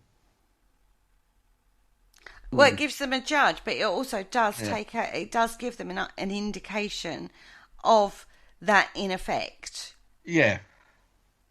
But if both groups come up with the same level of change, it would indicate the drug isn't working, that it is only the placebo effect that's in play. Yeah. Yeah. Right, whereas if there's a dramatic difference in groups, particularly the group that's got the real drug, they can see that the placebo effect is at play in the non-tested group per se, and the tested group. So they know that this is a thing, so it's measurable. Yeah, of course it is, yeah. Yeah, and that would be used in any drug actually given, or Anything that they're testing. anything. Yeah, I mean, you only have to look. I'm sure all these vaccines they're now developing for the COVID situation, they would have been part of a placebo trial as well. Yeah, they were. There was I think, wasn't it 80,000 people in the UK had this test? Yeah. With the placebo effect. Yeah. So just looking at that and being more sceptical, looking at it from a more sceptical perspective, if you went for spiritual healing, you're still going to get a certain amount of improvement there because you have that in play. Yeah. It must. Yeah, it must. It must happen. Yeah. If you agree with the placebo effect, you have to agree with it within the spiritual field as well. That if you, mind over matter, isn't it? If you think you're getting it and it does work, happy days. It should, if that's the case, it should roughly transpire that you get the same amount of results from the placebo effect to the spiritual side. Yeah, I don't know. You probably because do. you're using the power of the mind, aren't you? Yeah, and it that's probably what the does work placebo. like that. That's what the placebo effect is as well. I'm not saying, and I'm sure Kerry wouldn't say, that there's not people that's been to spiritual healers that come away and haven't been healed, and that must happen the same as what it does within the medical sort of field. There are people with long-term health conditions which, can't be sort of healed at the moment. Mm. Or have been healed and they can't explain it. Yeah, sort of, vice versa as well. Yeah, You're right. Yeah, because there are still things that happen that the scientific medical community can't explain. No, Certain that's patients will make a miraculous recovery from something that they believed they would never. Somebody has a serious accident and says, I'm sorry, they're never going to walk again. And then within 6 months, they're up and walking and going, God, how the hell did that happen? Power of the mind? Power of the mind. Is it all down to that? Or is it the body's ability to be... I think it's explain the body. It. The body isn't as damaged as what the doctors thought initially. It could have been, and with the positive thinking and the sheer willpower of that person. Yeah, but when you're talking of a spiritual to sort push of, themselves. Yeah, but is it? Surely that's not out of the realm to be okay that if a spiritual healer can help an individual sort of attain that sort of frame of mind, that sort of right state of mind. I mean, surely that's got to be good anyway. Oh yeah, I'm not saying that, because again, it's just changing. It is just positive power, positive mindset. Yeah. So anything that changes, like makes it a positive mindset, is always going to be good. Yeah, it's going to be good, isn't it? And perhaps this is where spiritual healing does have a place, or alternative healing, whatever you like to call it. Yeah, I think the term healing is very misunderstood. Yeah, because it's a bit like an umbrella term, though. Do you not think? Yeah. I think it's the wrong term. What term would you use? How about positive thinking awareness? I would use myself, perhaps if we're trying to redefine it, I would use the term assisted healing, perhaps. Yeah. Well, they do use the term complementary therapy. That's better. Yeah, compliment. Yeah, it was there all along. Yeah, because Kerry just hid it from us. Well, just checking their knowledge level, everybody out there. So there are, we're arguing. We go back to, and we've talked about this before in regards to the paranormal, terminology. Yeah. Don't we? What one person will interpret, another will be offended or not offended, but it could lead to a misrepresentation of what it is you're actually doing. A complementary therapy. I don't think anyone's going to be offended by healing or healers or faith healers or anything like that. It's not them being offended. It's just the wrong terminology for what they should be or are doing. Yeah. Because they're not actually healing you per se. They're giving you the power of positive thinking to believe you can heal, which in turn has an effect on your body. that helps you recover. Yeah. So they're not healing as such, are they? They're just But you can. You need assisting mentally recovery. healing. Well, yeah, they do that as well, but it's still assisting recovery. And that's what they're doing. Well, It's like complementary therapy is probably the better I term. like, well, it's the same sort of thing, yeah. But yeah, I like that one. I prefer that one. And a lot of healers will class themselves as that, a complementary healer, a complementary therapist, Yeah. rather than you wouldn't go spiritual healer. You'd call yourself a complementary therapist, and then Well, I outline like what it them is ones. you do. You know, in all you honesty. can I've see been- this at work, and it is sort of there are sort of the standard medical field does reach out occasionally and have sort of will let sort of complimentary sort of healers sort of like in and stuff. I mean, there's always something that's very good, especially with elderly and stuff like that, to keep them sort of mind active and stuff, where people will take their pets in and they can Yeah. stroke and stuff Pet like that. therapy, yeah. Pet Yeah. therapy. You know, and that's just a dog, you know, and the cynic can just sit there and say, well, it's a dog, and what's stroking a dog going to do? I mean, it does do a lot for some people. Think about the purr of a cat. They say the purr of the Yeah. cat sets off various endorphins or whatever it's called in your body, and promotes the feel-good factor. Yeah, Not so 'cause good I'm when a- they're digging their claws into you. I would say that, but because they do the needy thing, don't they, when they're purring? Yeah, But but again, think of the vibration of the purr of a cat. yeah, I'm a cat person myself. I do like a cat. Yeah, no. The unconditional love of a dog. When you think about those kind of terms, they're complementary therapies to your mental well-being, aren't they?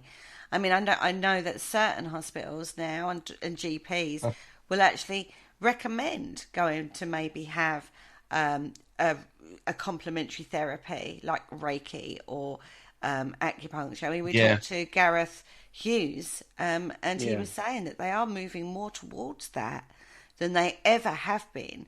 They can't explain it, but they acknowledge that it does make a difference. Well, it's not that they can't explain it, because they sort of do. Because with the whole, as you said, with the dog therapy, they've taken a look at that and they've realised that when people are in close proximity to animals and they're doing the whole petting thing, it does make people happier. So it releases, as you said, endorphins in the brain to make them happier, which again is a positive, another positive for the brain to help you heal. So they thought, well, okay, well, why not try this? So they've trialled it. It made people feel a little bit better. Whether it healed them as such, I don't know, but it made them feel better, and that's a good thing. So let's do that. And there are other therapies they've added and introduced. So maybe they're just looking at sort of that sort of stuff one by one and saying, actually, yeah, okay, I can see how that works. It's a good thing. Let's introduce that as well. I think underneath it all, faith and belief comes into it. I think there's a lot of psychological things at play within this as Yeah. well. I think there's a lot of different facets to this that you look at. And as always with anything like this, be very discerning with where you part your money with. Yeah. But again, it's your judgment as whether you want to part with your money to any of this that we're talking about, whether it be the religious perspective or the spiritual perspective. It's your own discernment where you want to spend your money. I don't mind spending money out on a spiritual healing session because it makes me feel good. I like it, and I feel that it has an effect on me. That's my personal perspective, and I don't care what anybody else thinks, quite frankly. Having said that, I would never dismiss the importance of always going to medical help, GP, hospitals, doctors. Don't ever dismiss those and just rely purely on those complementary medicines, because they can work in tangent. Yeah. But use your discernment where you're prepared to part with your money is where I would go with it. Well, yeah. I mean, we're certainly not advocating that everyone should go to see a faith healer. No, if they're not certainly feeling too good. But I would also say don't dismiss them either. But do it in tangent. But if you do want to consider them, you could always talk to your GP about it. Yeah, some GPs are now more open to that than they used to be. Yeah. Some. Yeah. Well, I mean, if it's a case of like with the old wacky backy, if a doctors wouldn't never say have that. No. No, but they might say CBD oil now. The trials are being done on that, and it's having very positive effects. I take the bit that gets you stoned out, and that's become massive, hasn't it? It has. Yeah. I mean, for years, people were using it in ways of like ME and stuff like that to help control pain. Yeah. Before the medical industry got involved in that, because they saw it just as a... Yeah, still not condoned. No, still not condoned, but it's becoming more acceptable. More states in America are making it legal. Yeah. Yeah, but not in the UK. In the UK, it's CBD oil or CB, whatever it is, I don't know. Yeah. Obviously, depending on where you live, as the legal side of that. But that shows you that's another argument anyway. That's true. But I think what that does show is it does show a progression of our understanding of certain things, and the progression of the medical industry. They're always making massive steps forward in the scientific realms. We've seen that most recently in regard to the COVID vaccine being developed and how quickly that's come through. That's still gone through extensive trials to be then administered. And I think that's a kudos to the... I won't take anything away from the scientific community. I think it's fantastic. But I do think that you shouldn't necessarily dismiss the spiritual side either. But then that's my belief system, and everybody. On that note... Always see your GP first. Yeah, always see your GP first. And use it as a complementary therapy alongside... Indeed. The medical. Anyway, on that note, we're actually come to the end of the show. And he said shop then. End of the show. Well, that was a quick one. Yeah. Well, it did go quite quick. Interesting topic though when you look at it, isn't it? It is, definitely. Certainly multi-layered and a good discussion had by all. Definitely. Any news to report, lads? No, the book is still for sale. Paranormal Concept Extra, available from Amazon. Yeah, and so you go and buy that. Or they can go onto our website, paranormalconcept.com, and we've got a whole back catalogue of all our shows are on there, plus our blogs. Isn't that right, Paul? Yeah, they are. They're all on there. There will be a new one very shortly as well. There will be. Don't forget, check us out on the socials. We're on Paranormal Concept on Facebook, Twitter, and I believe Instagram as well. On that note, we've come to the end of the show, so say goodbye, guys. Goodbye, guys. Goodbye, guys.